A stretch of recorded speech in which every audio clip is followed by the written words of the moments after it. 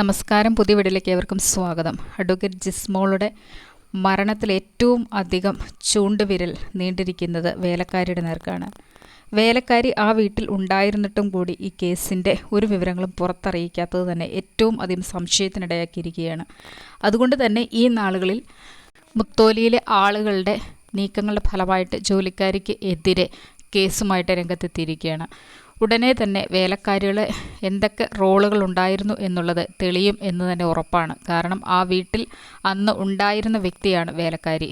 അവിടെ നടന്നിരുന്ന സംഭവങ്ങളൊക്കെയും വ്യക്തമായിട്ട് അറിയാവുന്ന ഒരാളാണ് വേലക്കാരി. അതുകൊണ്ട് തന്നെയും ഏതു വിധേനയും വേലക്കാരിയെ ചോദ്യം ചെയ്തുകൊണ്ട് അഡ്വക്കേറ്റ് ജിസ്മോളുടെ മരണവുമായിട്ട് ബന്ധപ്പെട്ടുള്ള കാര്യങ്ങൾക്ക് തീർപ്പുണ്ടാക്കാനുള്ള ശ്രമത്തിലേക്ക് നീങ്ങിയിരിക്കുകയാണ്. ഒരു വീട്ടിൽ വേലക്കാരിക്ക് വളരെയധികം റോളുണ്ട്. ആ വീട്ടിൽ ഓരോ വ്യക്തികളെയും വ്യക്തിപരമായിട്ട് അറിയാനുള്ള സ്വാതന്ത്ര്യമുള്ള വ്യക്തിയാണ് വേലക്കാരി. അതുകൊണ്ട് തന്നെ ദീർഘനാളുകളായിട്ട് ആ വീട്ടിൽ പണിക്ക് നിന്നിരുന്ന ഒരു വ്യക്തിക്ക് 2 പിഞ്ചു കുഞ്ഞുങ്ങളുടെയും ജിസ്മോളുടെയും മരണത്തിൽ യാതൊരുവിധ ദുഃഖവും ഉള്ളതായിട്ട് തോന്നിയിരുന്നില്ല. അഡ്വക്കേറ്റ് ജിസ്മോളുടെ മരണവും ആ കുഞ്ഞുങ്ങളുടെ മരണവും ഒക്കെ നമ്മുടെയൊക്കെ മനസ്സുകളിൽ വളരെയധികം വേദന ഉണ്ടാക്കിയെങ്കിലും വേലക്കാരി ദീർഘനാളുകളായിട്ട് കഴിഞ്ഞിരുന്ന ആ ഭവനത്തിലെ ആ മക്കൾക്കുണ്ടായ മരണത്തിൽ ഒരു ദുഃഖവും പ്രകടിപ്പിക്കുകയോ അവിടെ നടന്ന കാര്യങ്ങളോ കഴിഞ്ഞ നാളുകളിൽ ആ വീട്ടിൽ അവർ അനുഭവിച്ചുകൊണ്ടിരുന്ന പീഡനങ്ങളുടെ വ്യക്തമായ വിവരങ്ങളോ പുറത്തു പറയാൻ അവർ തയ്യാറായിരുന്നില്ല. അവരുടെ ഓരോ ചലനങ്ങളും വളരെയധികം കള്ളത്തരങ്ങൾ ഉളവാക്കുന്നത് തന്നെയായിരുന്നു. അതുകൊണ്ട് തന്നെ ഈ നാളുകളിൽ പോലീസിലേക്ക് കംപ്ലൈൻറ്റ് പോയിട്ടുണ്ട്.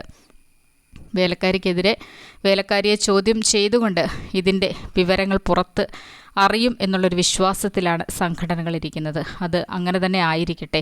കാരണം വ്യക്തമായിട്ടുള്ള വിവരങ്ങൾ ആരും പറയാൻ തയ്യാറല്ല. ഭർത്താവിനെയും ഭർത്തൃപിതാവിനെയും അറസ്റ്റ് ചെയ്തുവെങ്കിലും മാതാവും സഹോദരിമാരും ഇന്നും അവിടെയൊക്കെ തന്നെയുണ്ട്.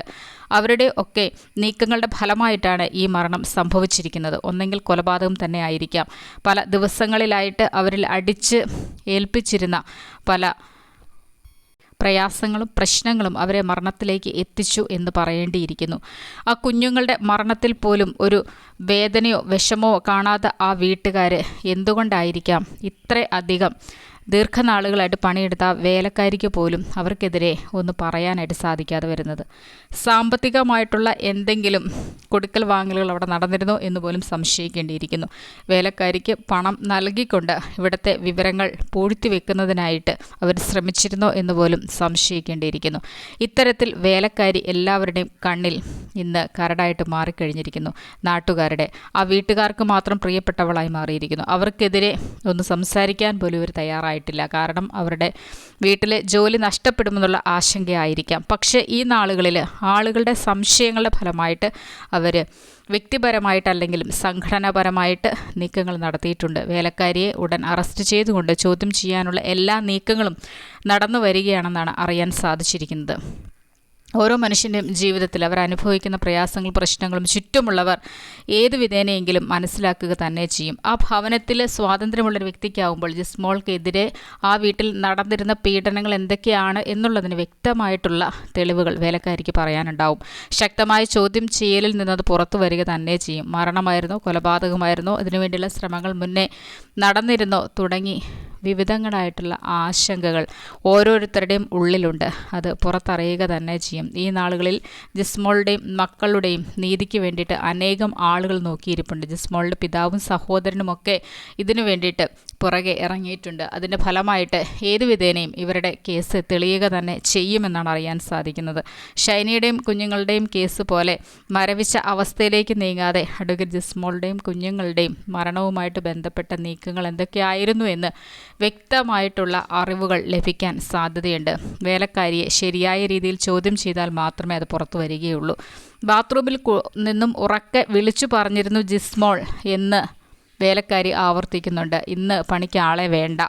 ഒരു ബാത്റൂമിനുള്ളിൽ നിന്നും അത്രയധികം ഉച്ചത്തിൽ വിളിച്ചു പറഞ്ഞിരുന്നു എന്ന് പറയണമെങ്കിൽ അവർ ആസൂത്രിതമായി തന്നെ എന്തൊക്കെയോ പ്ലാൻ ചെയ്ത് അവിടെ നടന്ന കാര്യങ്ങളെക്കുറിച്ച് വ്യക്തമായിട്ടുള്ള ധാരണകളിലൂടെ തന്നെയാണ് കടന്നു പോന്നിട്ടുള്ളത് എന്ന് പറയാം. അല്ലെങ്കിൽ വീടിനുള്ളിൽ നിന്ന് ഇറങ്ങി വന്ന് ഇന്ന് വേണ്ട എന്ന് പറയുന്നതിന് പകരം ബാത്റൂമിൽ നിന്നും എങ്ങനെയാണ് ഒരു വ്യക്തി വെളിയിലേക്ക് വിളിച്ചു പറഞ്ഞത്? ഈ സംശയമാണ് വേലക്കാരിയെ സംശയത്തിൻ്റെ മുൾമുനയിലേക്ക് നിർത്തിയിരിക്കുന്നത്. ഇത്തരത്തിലുള്ള പല സംശയങ്ങളും പല ആളുകളുമായിട്ടുള്ള സംസാരങ്ങളും ഇടപെടലും ഇവരുടെ ഓരോ രീതികളുമൊക്കെ വേലക്കാരിയെ സംശയത്തിലേക്ക് തള്ളിവിട്ടിരിക്കുകയാണ്.